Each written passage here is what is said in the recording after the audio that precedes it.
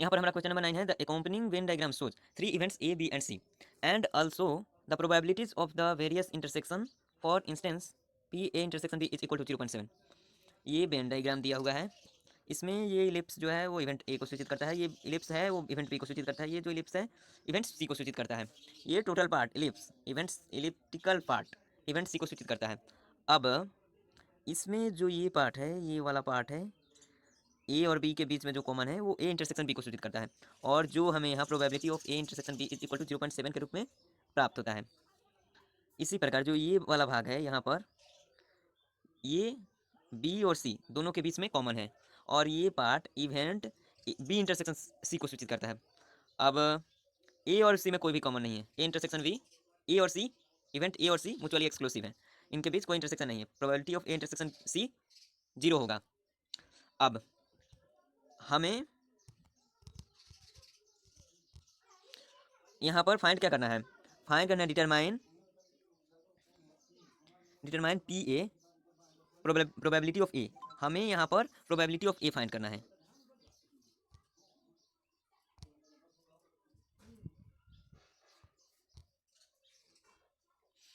अब यहाँ पर जो प्रोबेबिलिटी ऑफ ए होगा वो आप ध्यान से देखेंगे तो ये पूरे इलिप्टिकल पार्ट को ये डिनोट करता है, ये पूरे इस इलिप्टिकल पार्ट को टोटल को ये डिनोट करता है, और इस पूरे इलिप्टिकल पार्ट में ये जो 0.13 है वो केवल इस वाले पोर्शन का,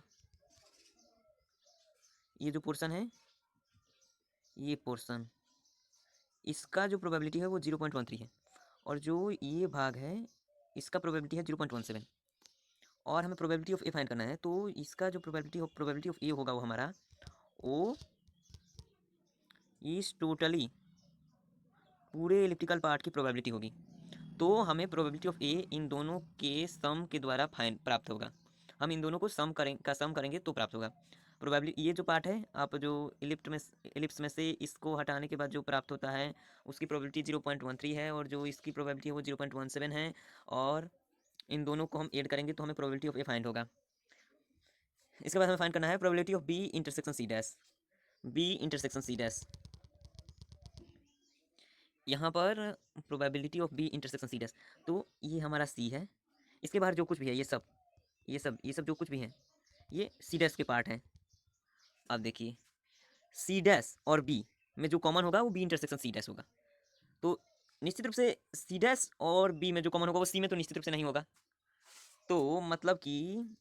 बी में, बी हमारा ये टोटल ये है, ये जो क्षेत्र है ये टोटल ये हमारा बी है,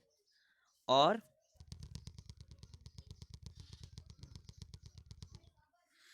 ये हमारा बी पार्ट है, और सी डैश सी के बाहर जो कुछ भी है वो सब सी है, तो आप ध्यान से देखें तो समझ सकते हैं कि जो B intersection C dash part होगा वो बी का वो वह पार्ट होगा जो कि सी में नहीं है, ये वाला पार्ट होगा ऐसे, तो इसकी प्रोबेबिलिटी हम ये 0.10 और 0.07 को ऐड करके प्राप्त कर सकते हैं, इसमें ये दोनों भाग आ जाते हैं, इसलिए इन दोनों को हम ऐड करके प्राप्त कर सकते हैं। तीसरी हमें फाइंड क्या करना है, probability of A union B, A और बी दोनों की प्रोबेबिलिटी, तो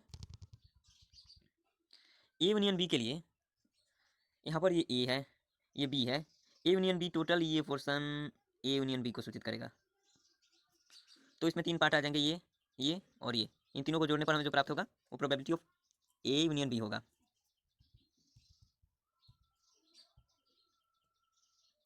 अब हमें फाइंड करना है probability of A intersection B dash, तो A intersection B dash means इस बी सर्कल के बाहर में जो कुछ भी है वो बी डैश है ये सब, और ए इंटरसेक्शन मतलब कि जो ए में भी कॉमन हो, तो ये पार्ट ही है जो ए में भी है और बी डैश में भी है, ये वाला ऐसे, ये 0.7 ए में से ए में बी डैश में नहीं है, तो हमें प्राप्त होगा probability of A intersection B dash, ये डी पार्ट का आंसर 0.13।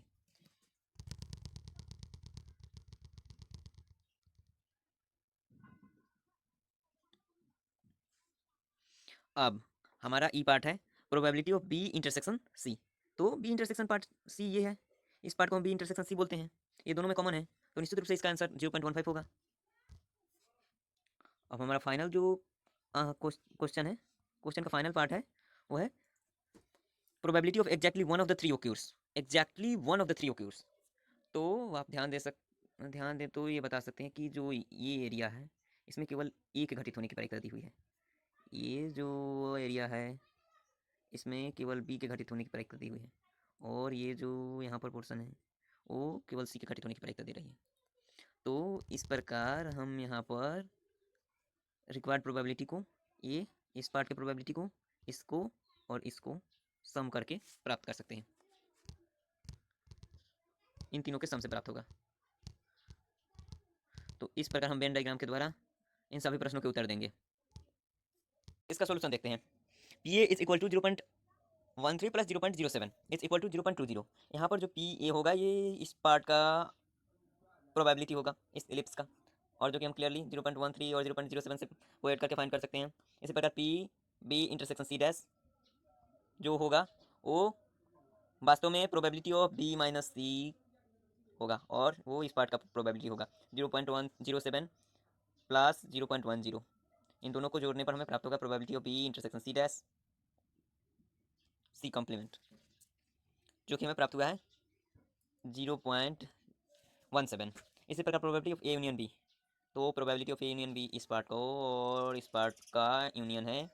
जो कि इसको इसको इसको इसको इन सभी को जोड़ने पर हमें फाइनली प्राप्त हो जाएगा, और इस प्रकार हमें प्राप्त हुआ है 0.45। अब हमें फाइंड करना है probability of A intersection B dash, और ए इंटरसेक्शन बी डैश का मतलब होता है probability of A minus B, या probability of A minus probability of A intersection B, जो कि हमें प्रोबेबिलिटी ऑफ ए में से probability of A intersection B घटाने पर प्राप्त होगा। तो प्रोबेबिलिटी ऑफ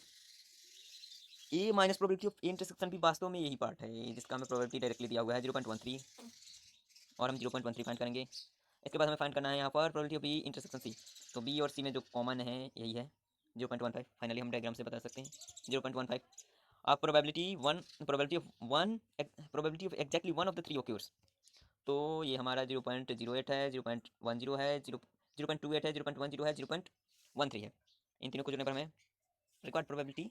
फाइंड हो जाएगा, जो कि हमें 0.51 प्राप्त हुआ है। इस प्रकार हम डायग्राम को देखकर, वेन डायग्राम को देखकर इजीली प्रायिकता को, जैसे कि हम सेट थ्योरी में देख चुके हैं, सेट थ्योरी की तरह सेम बता सकते हैं कि किसी घटना की प्रायिकता क्या होगी।